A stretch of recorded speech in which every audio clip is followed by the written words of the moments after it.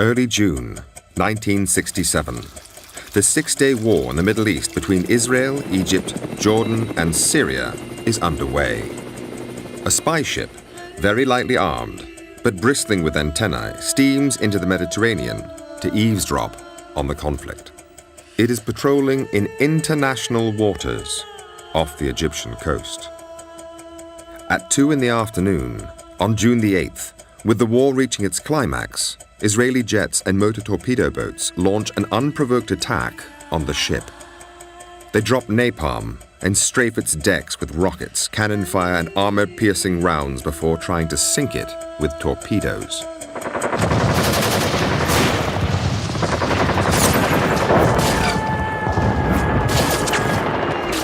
We had no way to defend ourselves, and it was just, we're just slaughtered. And they shot up the life rafts that were put into the water, and they shot the ones that were still on board the ship. Bullet holes, shell holes everywhere, blood. The forecastle, the front part of the ship, was just red with blood.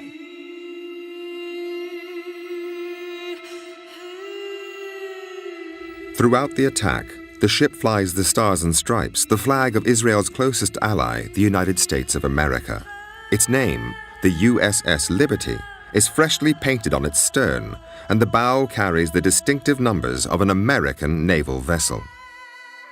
Out of a crew of just under 300, there were 34 killed and 172 injured in varying degrees to life-threatening, life-debilitating injuries. So that was more than 2/3 of the crew.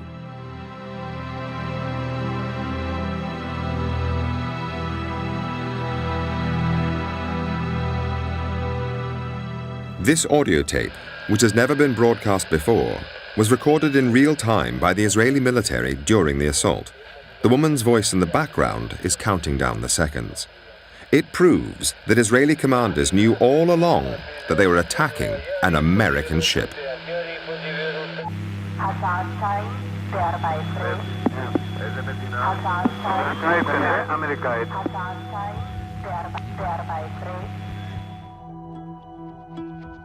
For the first time, this and other evidence allows us to reveal the true story of what happened that day and what came after. When a deadly assault by one ally on another was covered up and an American president was manipulated by the secret agents of a foreign power, events that have shaped US-Israeli relations ever since.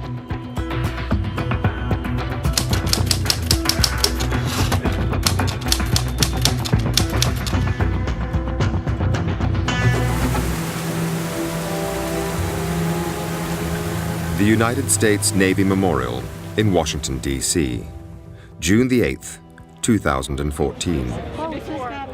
Every year, on the anniversary of the attack on the USS Liberty, survivors, relatives, and supporters gather together. It's a remembrance of those who were killed that day, the 34. I'm Dave Lucas. I was in charge of the deck force. I was 25. My first child was born when I was one day out on that cruise. So as long as they're survivors and maybe children of survivors, I think this will probably be an annual event. And salute. Forward! The names of the 34 killed are read out. Oh! Jack Raper. Punctuated by the tolling of a Navy bell. David Marlborough. And the playing of taps, the traditional military funeral lament.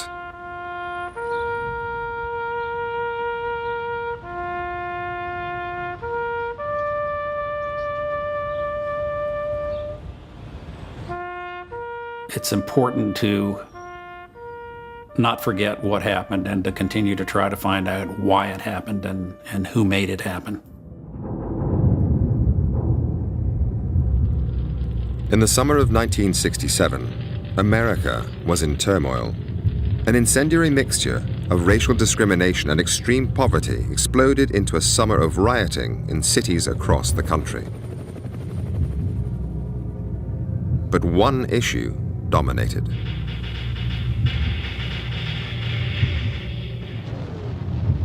The Vietnam War. In all, 10,000 troops would die that year. The Americans were trapped. They couldn't leave, and they couldn't win. In the Middle East, too, war looked inevitable. There was growing tension between Israel and its Arab neighbors. Armies were mobilizing. Israel promised the White House they would not attack first, but on the 5th of June, they jammed radar sets at the U.S. Embassy in Tel Aviv, so the Americans couldn't detect their jets taking off to launch a surprise assault on Egypt.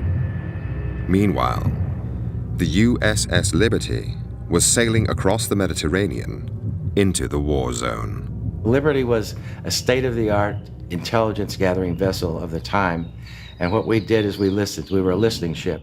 My name is Lloyd Painter. I was a research officer. We could receive any signal that was out there, low band, high band, anything, intercepting it, recording it, and we did have on board some translators who could have immediate translation of what was going on. We would actually bounce signals off the moon back to NSA. We're spies. I'm Jim Kavanaugh. I was a communication technician aboard the USS Liberty, and I intercepted Morse code. We're spies. I mean, we're intercepting messages from embassies, military bases, police, anything and everything that we could get to ensure that the United States was comfortable with what was going on in the world and no one's conspiring against us. And basically, it was to protect our interests.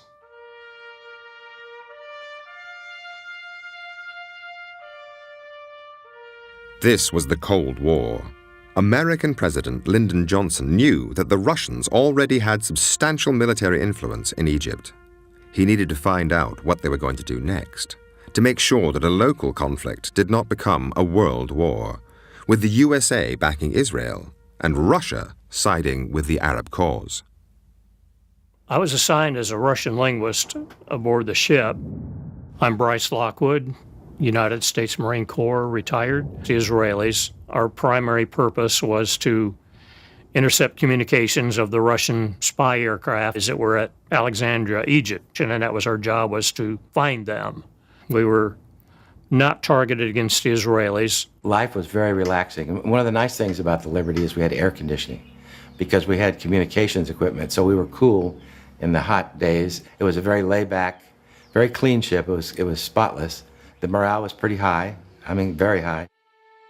By the time the Liberty arrived off the coast of Egypt on the 8th of June, the war had just 2 days left to run. Israel had seized the old city of Jerusalem, the West Bank, and the Gaza Strip. Jordanian forces were beaten, and Egypt was conceding defeat. Only Syria held out. The airwaves were dead. The only voices we did get were those of Israeli or Hebrew was what we were hearing. My name is Bob Wilson. I worked for NSA on June the 8th, 1967, when what we were trying to monitor, find something coming from the direction of Egypt. There just was nothing. They owned the skies and the ground and everything. I don't think there was anything moving at that time that they didn't know about. I was listening to the chatter the night before. They knew it was an American ship that came into the area. They knew who we were. 5:15 a.m., first light. The ship's log recorded an Israeli photo reconnaissance plane flying over the Liberty. It was easily identifiable as a NOR Atlas aircraft, and those are photo reconnaissance aircraft. Israeli records obtained by Al Jazeera show that their reconnaissance plane reported the Liberty as an American spy ship, hull number GTR-5. Well, I was on the bridge. I'm John Scott. I was the damage control officer, and it circled the ship kind of in a broad circle and headed back towards Israel. Israeli planes then continued to fly over the Liberty all morning. And they would do half-moon passes over us, and we saw that they were Israeli. They were slowly lumbering over our ship, and we were waving at them, they were waving at us. They were sophisticated, almost as sophisticated as we were as far as surveillance and technology. They had everything. We supplied them with all the technology to this day. And I felt that we were in great shape because they knew who we were. They're our friends. We felt safe. Actually, it was a secure feeling to see them. There was one other thing which made the crew feel safe. We had an American flag flying, the standard, and then we put up the holiday colors, which is a huge American flag. And it was a bright sunny day with the wind blowing, I don't know, 5 or 10 knots, the flag was unfurled. You could see it for miles. Meanwhile, Israeli military jets were on their way. On the real-time audio tape, obtained by Al Jazeera, at 1:53 p.m., the pilots asked their base control about the ship.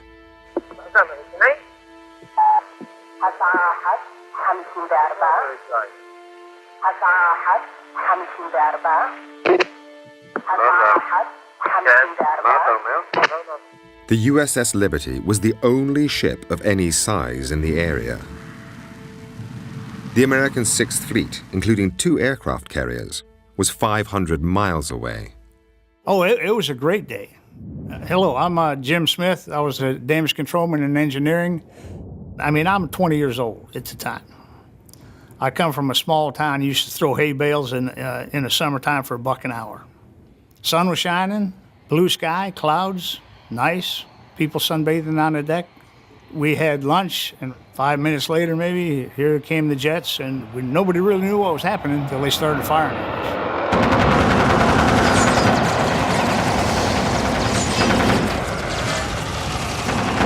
The captain said to me, alert the forward gun mounts, we're under attack. And I tried to raise the 2 sailors in the forward gun mounts. I looked out, and they were blown to pieces by the rocket. When the attack started and we realized that we needed help, we tried to communicate with the Sixth Fleet. They were jamming both our distress frequencies and our tactical frequencies. The tactical frequencies is all right, but the international distress frequencies is a violation of international law to jam them, and the Israelis were jamming them. And we could not get a signal across. Here's the question I have to ask. Who would know the frequencies other than an ally? And who was the ally in the war? It wasn't Egypt. It was Israel. They would know, and only they would know in this conflict, what our frequencies would be. Now cut off from the outside world, the crew on the Liberty was defenseless. We had 450 caliber machine guns on board that were basically there to repel any boarders that might come by, a pirate situation. Certainly weren't designed to bring down jet aircraft that were hammering at us. But you can't shoot a jet going 600 miles an hour with a 50 caliber machine gun. It doesn't work. It was just a surreal scene. People who had been standing there earlier joking and laughing were now dead, dying, and with the walking dead and wounded. It was just unreal. Gasoline barrels stored on the deck of the ship burst into flames. The crew rushed to try to put out the fires. I was watching the aircraft as they circled around, and when they got to coming back towards the ship, I just holler at him, down. They'd fire and circle back around. We'd jump back up and keep fighting the fire. The rocket noise is horrendous. When a rocket explodes, you can't escape a rocket. I don't care where you go. What the crew didn't know was that at 2:03, the Israeli pilots were ordered to use a new, much deadlier weapon.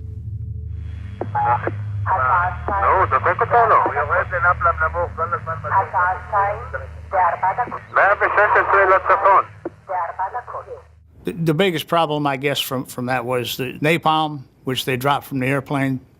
The napalm had burned, scorched almost the entire front part of the ship, the bridge area. The whole top side of the ship had been set on fire, and it was all charred. It was no longer navy gray. You have to stop the fires to stop the flooding to keep that ship afloat. That's your home. You got nowhere else to go. You can't pack up and go down the road because there is no down the road. Up above, the Israeli military argued about what should happen next and who should sink the Liberty.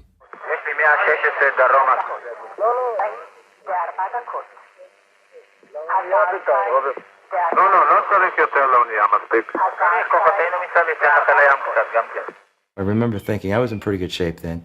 I said, I think I could swim it to the shore. And then I thought sharks. And I thought a lot of things, all quickly, you know.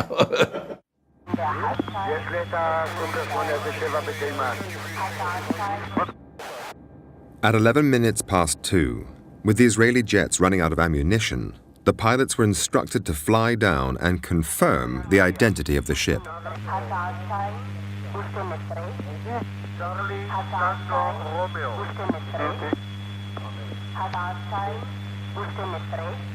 It was now 12 minutes past 2, and the Israeli control tower knew for certain this was an American ship, the same one its forces had first identified at 5:15 a.m. that morning, and then buzzed again during 7 additional reconnaissance flights throughout the day.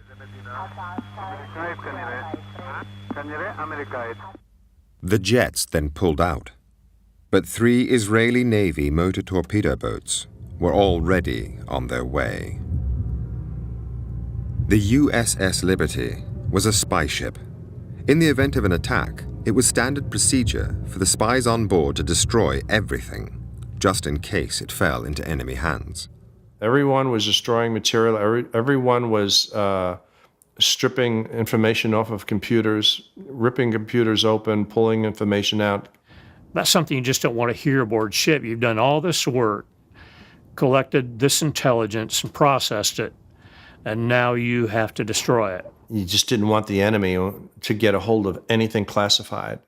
At 2:35, the Israeli motorboats fired 5 torpedoes. 4 missed, but 1 hit.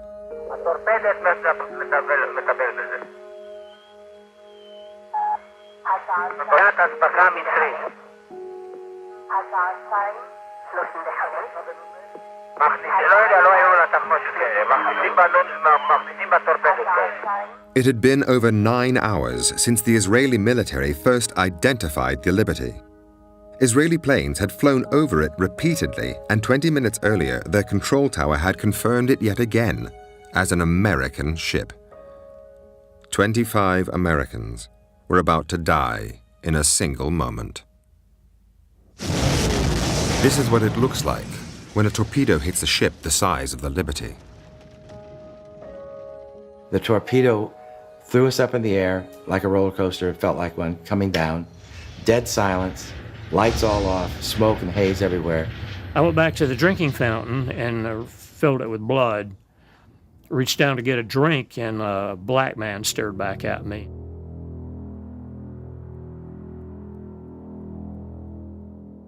And when it fell back to get right, it just kept getting wrong. Kept sinking and sinking and sinking. We just waited, all of us waited, thinking that this was it. We're going down. And I figured that was the end of life for me. The torpedo had blown a huge hole in the hull, 39 feet by 24, killing 25 Americans in a single hit. The torpedo hit the room that I was in, and it was just luck. This guy died, this one lived, that guy died. It was how much shrapnel was coming in your direction. You know, the old-fashioned typewriters, I had the letter H sticking out of my left foot. I had, 80 pieces of shrapnel in my lower extremities, and the place filled up with water that fast. Totally black, totally filled with powder and oil. It was like you were gagging, and you only had about 8 or 10 inches of space where you could catch a breath. The only way I could go in that direction was to drop down and swim underwater 4 or 5 strokes, come back up, and then frantically catch a breath and try to find something else to hold on to. I got pulled through the hatch and onto the deck. Others were not so lucky. My friend Ronnie Campbell had a desk right there. And I remember Ronnie saying, "You fellas can do what you want to, so I'm going to write a letter home." And he stuck a piece of paper in his typewriter, and began typing, "Dear Eileen, you won't believe what's happening to us." And just seconds after that, the torpedo struck and killed both the 2 Marines, killed my friend Ronnie Campbell. And my job was to try to get probably 20 or 30 wounded sailors out to the main deck and to the life rafts. So I went up and looked out myself before I tried to get anyone up, and that's when I observed a motor torpedo boat, Israeli, plainly marked with the Star of David, machine gunning our life rafts. The crew of the Liberty were now trapped on board their own ship with nowhere to run and nowhere to hide. The torpedo boats came in closer and began to machine gun the ship using armor-piercing projectiles. The armor-piercing, the shells that they were using were leaving holes about that big around in the metal plating. Just peeled it out like it was orange peel. At close range, the armor-piercing rounds ripped through the steel hull of the ship. Nowhere was safe. This bullet was retrieved from one of the navigational books at the rear portion of the bridge. It had penetrated the skin of the ship, gone through at least one other book, and then stopped in the second book. This is part of an armor-piercing shell. The outer portion or jacket makes the hole that this then goes through. And a bullet like this that hit Seaman Francis Brown and killed him. He died right on the spot, just fell to the floor dead. He was just barely 18.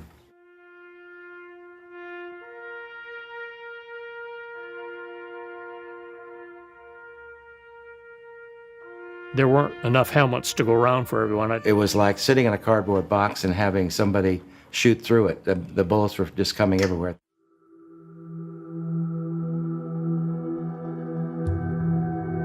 Throughout the attack, the Liberty had been silent to the outside world. All its aerials were either smashed or jammed. We had one whip antenna which hadn't worked the entire cruise, and it had a bullet hole in it.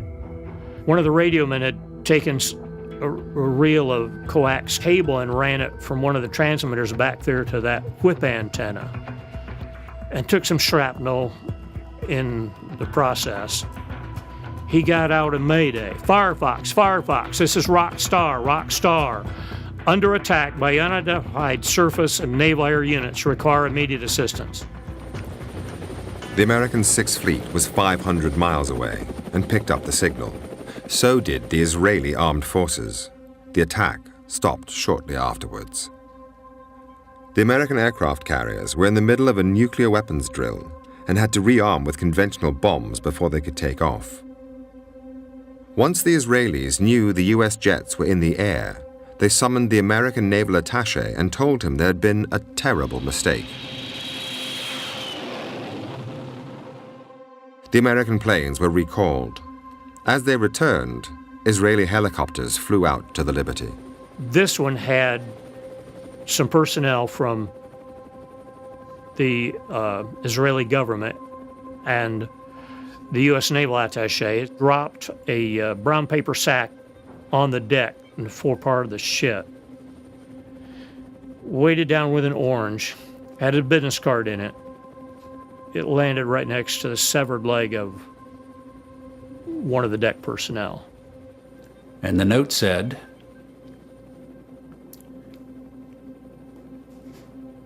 "Do you have casualties?"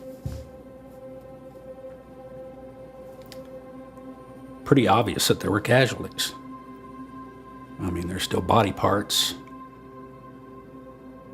and blood streaming down the bulkheads. So his message, "Do you have casualties?" was kind of out of place. One of the sailors carried that sack back to the captain, and the captain took out the note and read it, looked up at the helicopter and popped the social finger at him.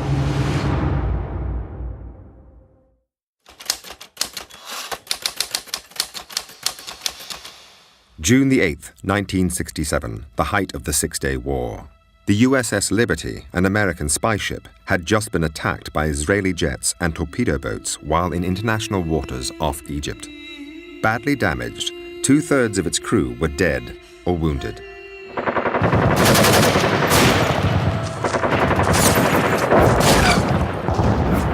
As soon as the news reached Washington, the attack on the Liberty instantly triggered a domestic political crisis. According to documents released under the Freedom of Information Act, one solution suggested in American government circles was to sink the Liberty so journalists could not photograph it and inflame public opinion against the Israelis. The NSA rejected this idea with an impolite comment. Handling the media became the top priority. I was taken to my home in White Oak, Maryland. My name is Patricia Blue Rashakas, and my husband was killed on the Liberty. And by the time I got there, there were any number of people from the National Security Agency there. They were there to make sure that I didn't speak to anyone from the press, and I didn't. They stayed night and day. Back in the Mediterranean, the Liberty was now listing at 10 degrees, a massive hole in the hull above and below the waterline. The planes that they said they were sending to us never arrived. What I was afraid of, and I think most of us, was that we were going to sink. Well, the mess decks was pretty much littered with the wounded. It looks like something out of a horror movie, with people standing around or lying, wounded and dead and stunned, their heads missing, parts of their bodies. The Liberty had only one doctor on board, with very limited medical resources. There was not a table that wasn't being used with a body on it or a wounded body on it. The doctor fixed compound fractures and treated bullet and shrapnel wounds, while blood transfusions were given arm to arm. It was real bad. And the doctor said to him, "Do you want me to operate?" He says, "You're probably going to die if I do it, and you'll certainly die if I don't." And he said, "Go ahead, doctor." And so when the doctor operated, we held him as tight as we could. It was horrible pain, I'm sure, for him. And all of a sudden, he went limp and he died right there. I don't want to ever see anything like that again.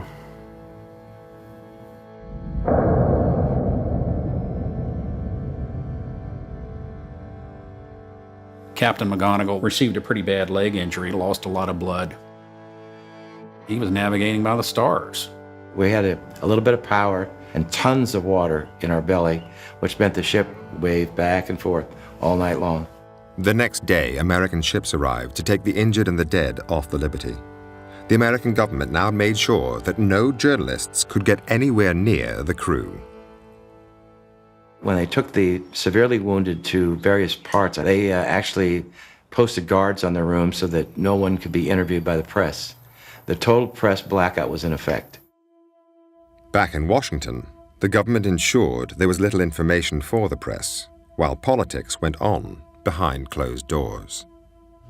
I was told to go up urgently to the 7th floor. Well, my name is Bill Woolley. I was in charge of the Arab-Israel desk. Sit in because the Secretary of State himself, Dean Rusk, had summoned Ambassador Harman of Israel to come in urgently. And so I sat through the meeting taking notes, and in a loud voice, the Secretary was really demanding some explanation for why and what had happened. The ambassador himself seemed to be ignorant of the incident. He immediately said, "I can't believe what you're telling me. It would be impossible. It would be unheard of." It was especially tough for Lyndon Johnson, to date the most pro-Israeli American president in history. Johnson was in a very tough mood. I'm Tom Hughes. I was director in the State Department, director of intelligence and research at the time of the Liberty incident in '67. Attack on the Liberty, Johnson himself briefed Newsweek magazine off the record that the Israelis had attacked, and the reason they'd attacked was that they thought this was an intelligence ship that was intercepting perhaps Israeli as well as Egyptian communications. But then everything changed. The fact that Johnson himself was the leaker and briefer of Newsweek was soon leaked. And this alarmed, of course, the Israeli embassy and their leading friends in the Jewish organizations. The Israeli embassy regarded this as a major problem, and that what Johnson had told Newsweek practically amounted to blood libel. Declassified Israeli documents show they were going to threaten President Johnson with blood libel, gross anti-Semitism, and that would end his political career. Blackmail. This is Admiral Bobby R. Inman, U.S. Navy retired. I'm a former director of the National Security Agency. But they know if he is thinking about running again, he's going to need money for his campaign. So alleging that he's blood libeling is going to arouse the Jewish donors. The Israeli government hired teams of lawyers, some of whom were close friends of Lyndon Johnson, and began an all-out offensive. They lent on the media to kill critical stories and slanted others in favor of Israel. There was a campaign mounted to see if what could be done about returning Johnson to his normal, predictable pro-Israeli position. At the time, Johnson was still undecided as to whether to run for president the following year. Efforts were to be made to remind the president of the delicacy of his own position, that he personally might lose support for his run for re-election in 1968. Israeli tactics were clever. They identified Johnson's soft spot, the war in Vietnam, and gave him two extraordinary gifts, neither of which were made public at the time. The first was political. One of Johnson's complaints about Israel was that many of the Jewish organizations and the heads of leaders in the Jewish community were opposing him on Vietnam, and they were suddenly becoming more silent on Vietnam as the Liberty Crisis moved. So he also knew that there was a move back in his favor if he was moderate on Israel. There was a second gift, much more secret, but vital to the American president. The dreadful death toll in Vietnam was dominating the domestic news agenda. The North Vietnamese had Russian surface-to-air missiles, which were bringing down American aircraft on a daily basis. The American military attaché in Israel got a surprise visit from a senior Israeli intelligence officer. Took some helicopters and went across the North Red Sea to the surface-to-air missile sites, and not only captured them, but took back everything. The launchers, the missiles, the maintenance manuals, the rest of it. And then he went to the U.S. Embassy, to the air attaché, and said, I think I have something you might be interested in. And of course, those were the same missiles that our aircraft flying over North Vietnam were encountering day to day. And countermeasures was a huge issue. So grateful was the American government, they gave Israel two gifts in return. They resupplied them with the weapons they had just lost in the war, and the Liberty Inquiry run by the Department of Defense, the DoD, was watered down. All that's influenced by what have we benefited from the captured SA-2 missile sites. Soon, Johnson did respond and took a much more lenient line and wished that the whole incident could be put behind us as soon as possible. Johnson's softer approach to Israel was immediately reflected in the American Navy inquiry, which was now underway on board the Liberty. We began to realize that a cover-up was descending upon us. A lot of people that were in a key position to offer testimony were not given that opportunity. I testified to the machine gunning of life rafts, to the captain's state of mind, and it was that those two issues in particular were totally omitted. Lloyd Painter was not the only officer to have his testimony ignored. I saw what looked like unburned Vaseline, and I scraped a little bit of it off and put it in the jar and sealed the cap on. And I presented it to the Court of Inquiry, and that's the last I saw of that jar. There was no mention of napalm, and I'm sure that's what it was. They didn't want to hear any of that. I didn't know that at the time. I didn't know it till many months later that none of that had been recorded. Looking back on it, it was a total sham. The U.S. Court of Inquiry reported in just 20 days. It was a rush job, full of spelling mistakes, much key evidence ignored, no Israelis interviewed, and it exonerated them from blame. I read the Court of Inquiry and realized that my statements had been stricken from the record and never recorded. So I knew then for certain that the cover-up was massive. The Israelis then rushed out their own report, which concluded that the whole affair was a series of mistakes and that no one was to blame. The only dissenting voice was that of the Israeli ambassador in Washington. he sent a secret telegram back home arguing that Israel was clearly guilty. He cited the audio tape of the attack, the existence of which was known to top Israeli officials, and mentioned the crucial 20-minute gap that followed the Liberty's identification and the launch of the torpedoes against her. He said they should own up to what they had done and put the guilty on trial. His advice was ignored. The focus now was to repair the damage to American-Israeli relations.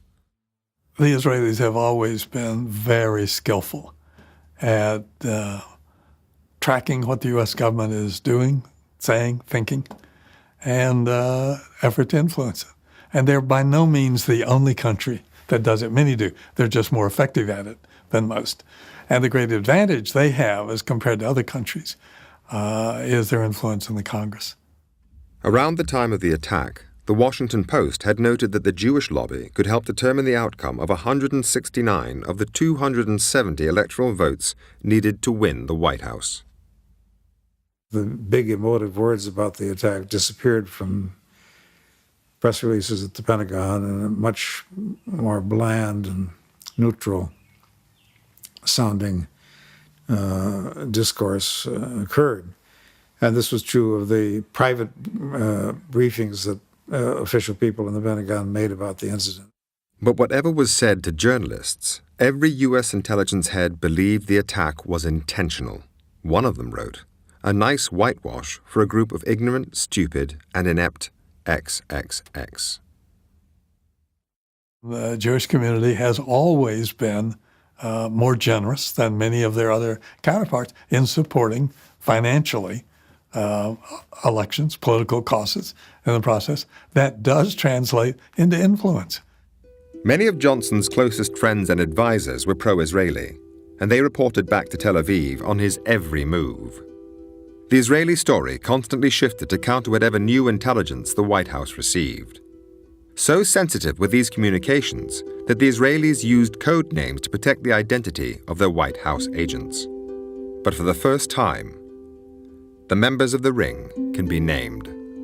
Hamlet was a $1 million fundraiser for the Democrats. When he rang, Johnson took his calls. He was Abe Feinberg. Menashe was Arthur Goldberg, the U.S. ambassador to the United Nations. Harare was David Ginsburg, a high-profile Washington lawyer who also represented the Israeli embassy. Ilan was Supreme Court Justice Abe Fortas. Lyndon Johnson had dinner with him on the eve of the Six-Day War. The strategy worked. The U.S.-Israeli relationship proved to be stronger than the killing and injuring of more than 200 Americans. The American-Israeli relationship was very much at stake, and it was brought back from the precipice. The crucial intelligence came from the U.S. ambassador to the United Nations, Arthur Goldberg. He warned Tel Aviv that the United States had the audio tape which revealed Israeli pilots knew it was an American ship before they attacked. The tape was quietly buried. I think a conscious decision was made to sweep it under the rug, to put it behind. My reading is that the U.S. government had made a decision to accept the apology and reject the rationale, but don't push it further. With the politics sorted, the only remaining issue was the fate of the USS Liberty, badly damaged and now in Malta for extensive repairs. The torpedo hole was massive and was revealed to be much bigger once they got the ship into dry dock and drained it of water. The sealed compartment was a water-filled tomb, full of bodies, body parts, and top-secret equipment. You could smell death and you could smell oil. That's what I remember. As soon as the air hit the bodies, they began to deteriorate rapidly. You do what you have to do. They were your shipmates, still are. The Navy was more concerned with equipment parts than they were body parts. But when I went down, I knew that you couldn't separate the two. We had to start shoveling up the parts, 168 bags worth. Elsewhere, the makeup artists were getting to work. We were in the dry dock about 6 weeks. And 300 Maltese workers. They're working 2 shifts a day, and I think 7 days a week to try. They were cutting out the shell holes, welding plates over that, and fabricating metal to cover the torpedo hole. And then in one day, they painted the entire ship. We looked like nothing ever happened. We took it across the Atlantic. It was like being in a cemetery. But when we pulled into port, we looked good. This press and everything were there, and we looked like basically nothing really happened. So it was great for the press to downplay what really happened to us. While the survivors met the widows and friends, the 168 bags of body parts and top-secret equipment were quietly taken to an incinerator and burnt. A year later, and the Liberty captain William McGonigal was given the Medal of Honor, America's highest award for gallantry. The tradition has always been that it is presented by the President in the White House. I look at these 2 gallant Marines and I see America. Captain McGonigal never heard words like these from his commander-in-chief. There was no television coverage for him as he received his medal in a quiet ceremony in the Navy Yard. President Johnson was just 4 miles away at the time. He stayed in the White House to hand out diplomas to school children. The reason was revealed in this internal memo, which advised President Johnson that due to the nature and sensitivity of these awards, they should be given by the Department of Defense, not by him. The advice was clear. No press release regarding them should be made. When I received my Purple Heart in a secret ceremony in the captain's office, I was admonished, threat of court-martial, don't ever tell anyone where you got this. Don't ever tell anyone how you got this medal.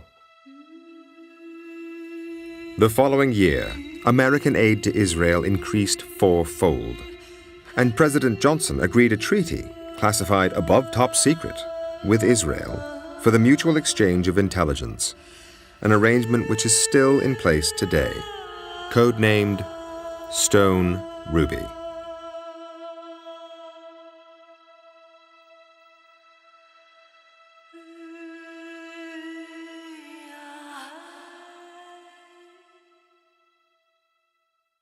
One of the things that bothers me is there wasn't a nice explanation of what went on. No one wants to talk about the why. The big secret the Israelis wanted to protect was their next move. They had told the Americans that this was to be a limited war and not a land grab. But on June 8, 1967, their forces were poised to attack and seize the Golan Heights and invade Syria, something they wished to keep from the White House until they'd done it. Successive American administrations, both Republican and Democrat, have refused to deal with the Liberty. Even the issue of war crimes against unarmed Americans has never been addressed. There was a war crimes report filed by the Liberty Veterans Association to address the issues of such war crimes as firing on life rafts. That was never answered properly. I don't think it was answered, period. The people who were responsible for attacking the Liberty were, by and large, the military individuals in the war room. I don't know how many, 4, 8, 10. Those are the people who came up with the plan. Those are the individuals who were responsible for the attack. The pilots, the motor torpedo boat personnel, they were ordered. You don't follow orders, go to jail. So they have to follow through. It wasn't the Israeli people who ordered that attack. It wasn't the average Jewish person who ordered that attack. We really need to exonerate the average Jewish person, Israeli, from this and go towards those individuals who are responsible for the attack. No one was really willing to take this on. Not the State Department, the White House, not the Congress. It's in everybody's best interest to just let this go. And that's exactly what they did. But by doing that, they left a lot of pain for the survivors and for the families, because there was a lot of broken families, broken marriages, alcoholism, depression, post-traumatic stress disorder. So those crew members suffered a lot, but so did the families. The hardest part was the reaction of our own government toward us. And we were actually, the fingers were pointed at us. And the Israelis they were never questioned as to why they did it. They only questioned us. The families still want answers from their government, which remains silent. For many, some memories never fade. We had a wonderful time just being together. I met Alan at a party. We spent a lot of time talking throughout the evening, and at the end of the evening, he said to me, "Are you busy tomorrow afternoon?" And I said, "Well, no." And he said, "Do you think we could get married?" Then I was told that he was among the dead. It was absolutely the worst moment of my life. There's not a day that doesn't go by where I don't think about those guys. I mean, I went through hell, but they left the earth.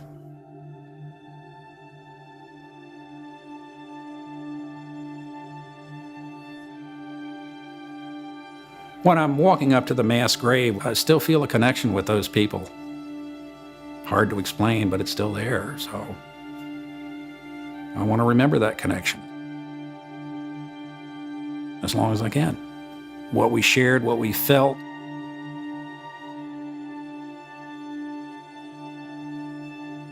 It took 13 years of haggling before both sides finally agreed a compensation deal for the ship. By 1980, the bill plus interest was just over $17 million. Israel offered $6. The Americans accepted, then sold the Liberty for $100,000 scrap. The settlement for the victims was quicker, but many are still unhappy with it today.